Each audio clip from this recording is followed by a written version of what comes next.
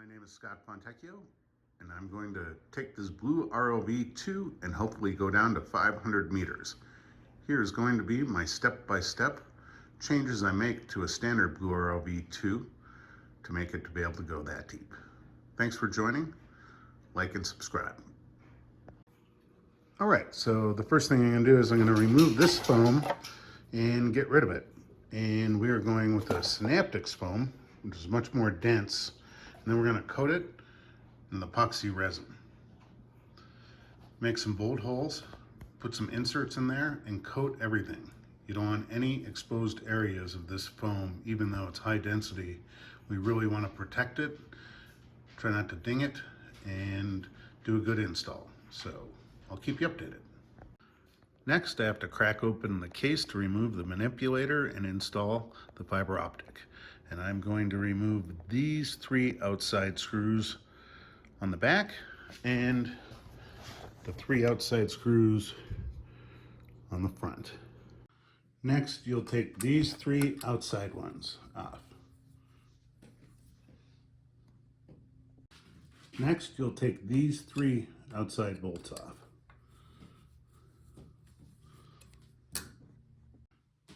Next, remove the last lock on there. Next, I'm going to remove the rear non-O-lock ring. Next, remove whatever vent you have. On this one I have 2. I'm going to take this one out because it's the size of my Mighty Vac fitting. But take whatever one you have out.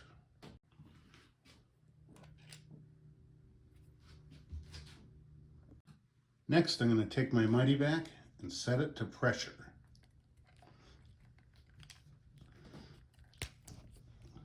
Just like that. Next, I'm going to insert my Mighty Vac and give it a couple pounds of pressure. Not too much. It's like the guy that said, hey, let me check the leaks in your pontoons and put 20 pounds and then split in half. You'll need a couple pounds of pressure. And as I do that pressure, use plastic only here. If you use a screwdriver, it's not going to be good. So you can see I hardly added any pounds of pressure, a couple pounds, and it came right loose. And that's how you should separate this canister. Next, I'm going to remove the outer enclosure.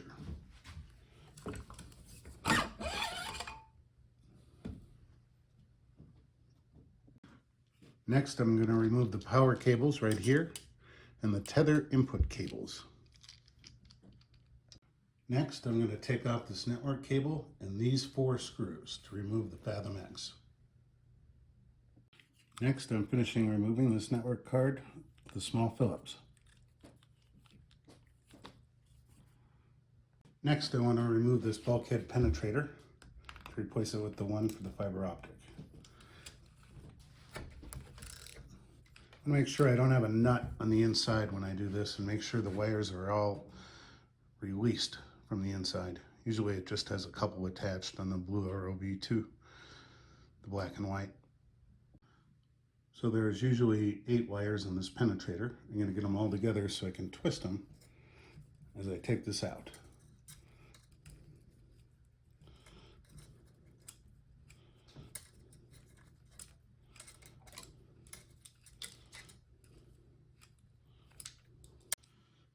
I'm going to install the fiber optic penetrator, and I'm going to coat the O-ring with Moly Coat 111, but I'm not going to overdo it. Just enough to coat it solidly. And then I will start putting it in and take the retaining nut off and wire it through the back. All right, now I'm going to take the O-ring and coat it with Moly Coat and insert this through the rear bulkhead.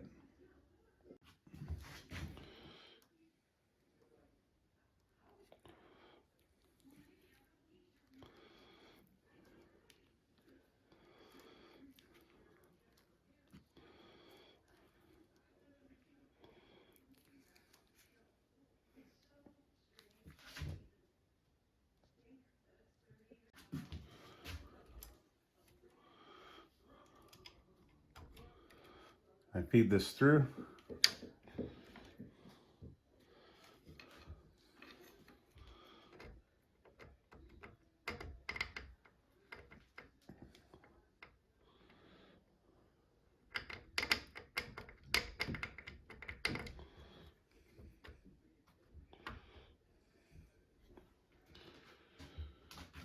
And there we go. I put the retaining nut on the back.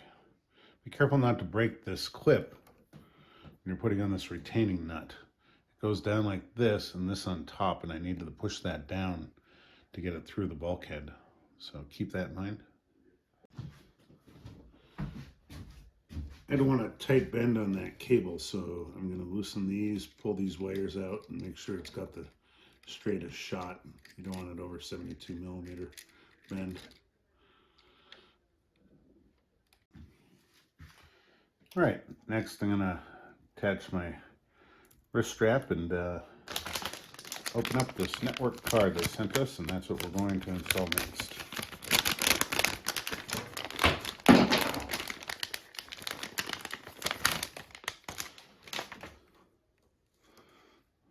All right, so this is where the magic happens. We're going to install this now. It goes right here. All right, to install this network card, looks like I'm going to have to move these power wires over to this side and mount it on the other side here. So that's what I'm going to work on now. All right, so I moved that power connector with the two-sided tape to this side, and had to unplug a couple wires. Always remember, take a photo if you unplug something, so you know which. In this case, the black is on top. So now we should have enough room to mount that up. So put that on.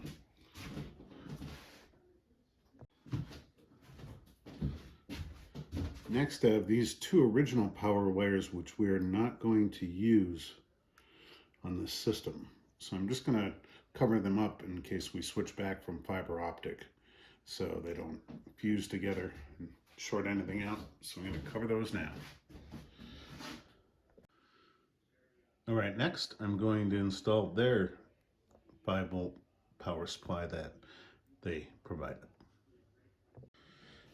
All right, I've got the penetrator installed. Now I'm going to install this network card. I'll be right back.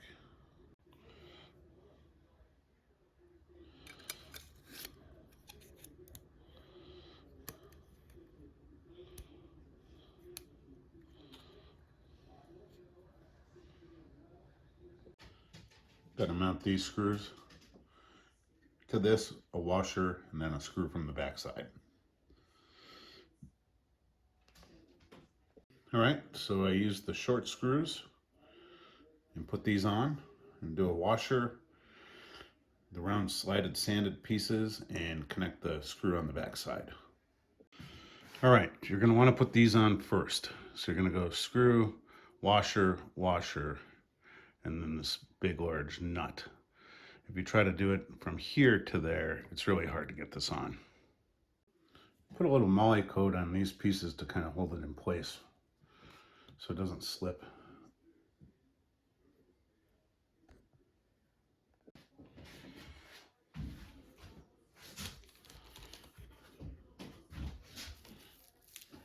I'm going to move this camera cord out of the way.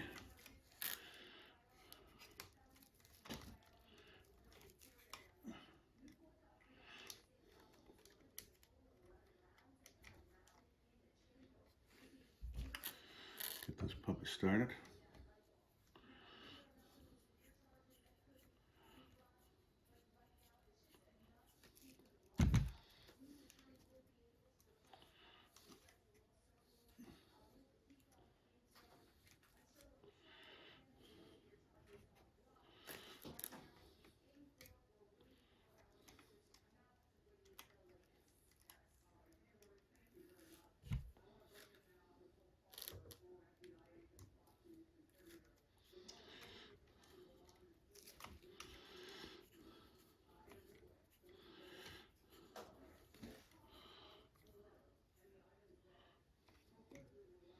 All right, now I'll get the bottom two and we'll keep going.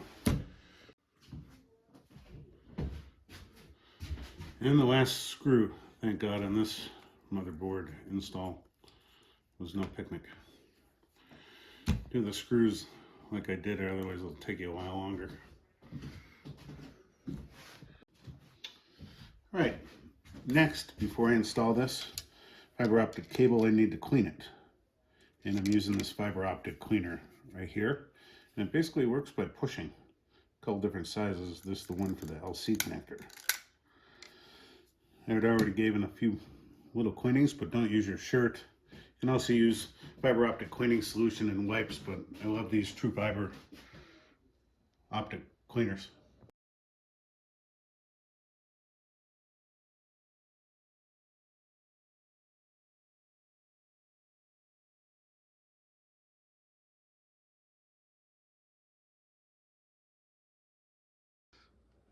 All right, so I had to cut the connector off of that, strip it back on the 5-volt power supply. I'm going to throw a little solder on the end of the wires and install it on the fiber optic card.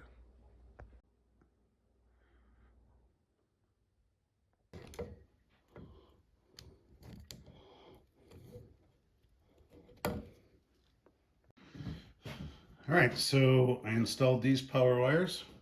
Looks like the red wire's on top. It's important that you have the right polarity. All right, so I tidied up the wires. I made sure I didn't have more than a 72 millimeter bend or less than.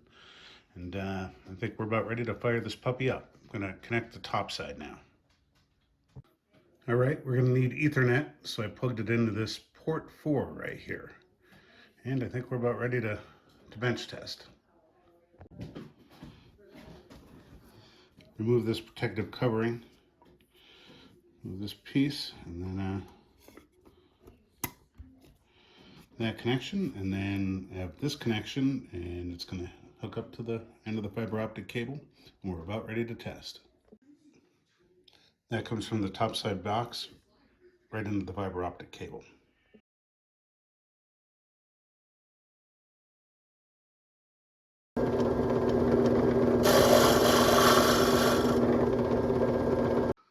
Now these aluminum shafts I'm going to put through the buoyancy before I epoxy everything. This will be where the bolts slide through, and don't damage the epoxy. And I'm going to use an angle grinder and cut these off, 4 of them. All right, getting ready to boot it up.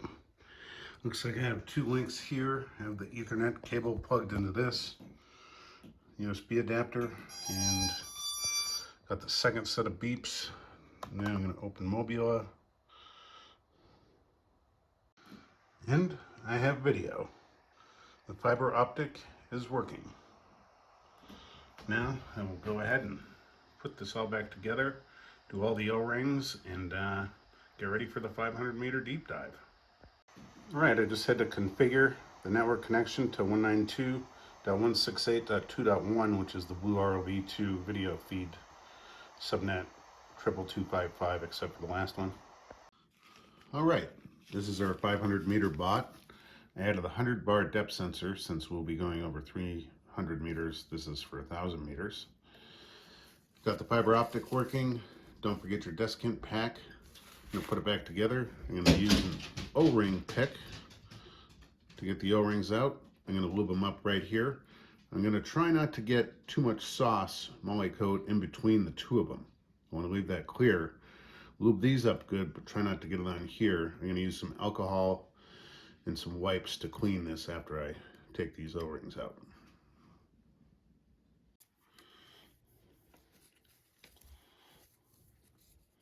Using a lint-free cloth, some alcohol, really cleaning these grooves out before I put the O-rings back on. You can see dirt in there. All right, I've cleaned my camera. I've cleaned the dome. I've got my desiccant pack ready, and I'm going to put it together. So, I don't have much room on the other side for the network controller, so I'm going to put that there and slide this on.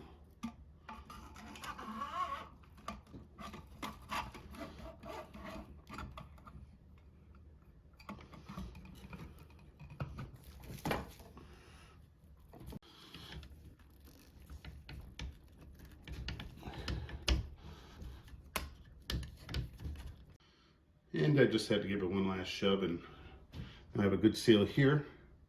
I'm going to put in this retainer, but all right, so this is the finished bot. It has the Synaptics foam, the heavy duty 8 thruster configuration, grab handle to retrieve it from a boat or a barge, and heavy duty hardware.